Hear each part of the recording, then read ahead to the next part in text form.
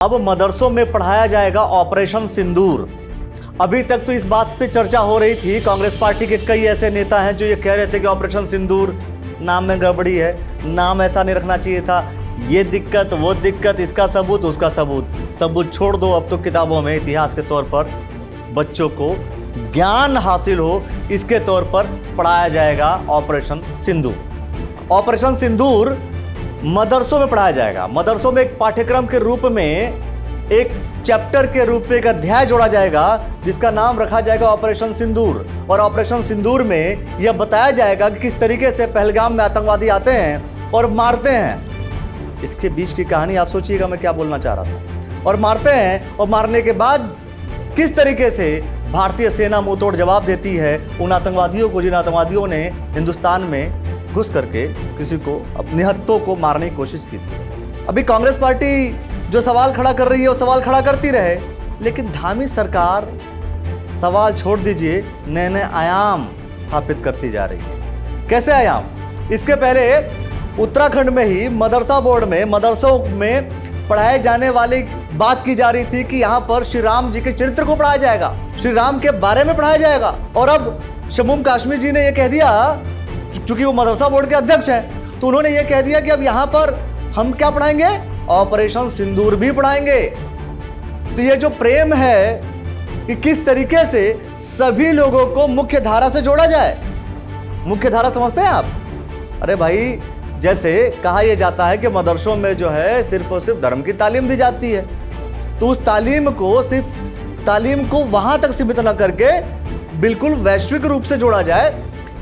इस उद्देश्य को लेकर के शम्मू कश्मीर साहब ने कहा कि यहां पर हम बच्चों को ऑपरेशन सिंदूर के बारे में पढ़ाएंगे।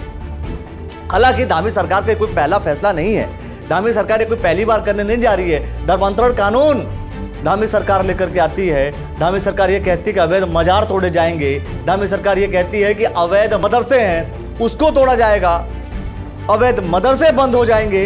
ये सारा कुछ धामी सरकार कर रही है। तकरीबन 500 के आसपास यहाँ पर मदरसे रजिस्टर्ड हैं और 500 से कहीं ज्यादा ऊपर ऐसे भी हैं जो रजिस्टर्ड नहीं हैं, जिन्हें धामी सरकार ने साफ तौर पर कहा कि वो अवैध है।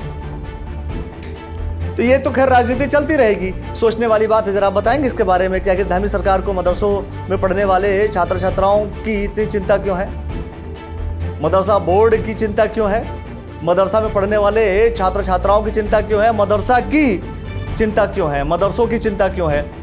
मतलब अगर आप समझते हैं और जानते हैं तो कमेंट सेक्शन में हमें जरूर बताइएगा कि आखिर इतनी चिंता का विषय क्यों है। ऐसा यह सवाल AIMIM के कुछ नेता हमसे पूछ भी रहे थे कि आखिर मुस्लिमों से इतना हमदर्दी क्यों दिखा रहे हैं भारतीय जनता पार्टी के बड़े बड़े शीर्ष नेतृत्व में बैठे हुए जो नेता हैं वो।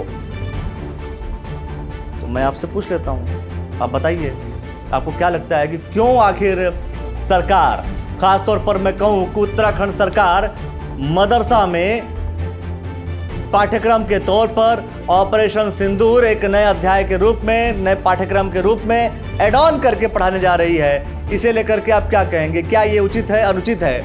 और कितना बेहतर रहेगा कि सभी लोग मुख्य धारा से जुड़ेंगे, हमारे सैनिकों के शौर्य, पराक्रम और साहस के बारे में पढ़ाई करेंगे? क्या लगता है आपको? क्या ये भी कोई पॉलिटिकल स्टंट है? क्या ये अभी कोई, समझ रहे हैं, आपके राजनीतिक कुछ षड्यंत्र है, या वास्तव में मदरसा में पढ़ने वाले बच्चों को मुख्य धारा से जोड़ने की कवायद है जिसकी शुरुआत हो चुकी है? खुल करके कमेंट कीजिए और देखते रहिएगा द न्यूज़ वाला नेटवर्क। बहुत बहुत शुक्रिया, बहुत बहुत धन्यवाद।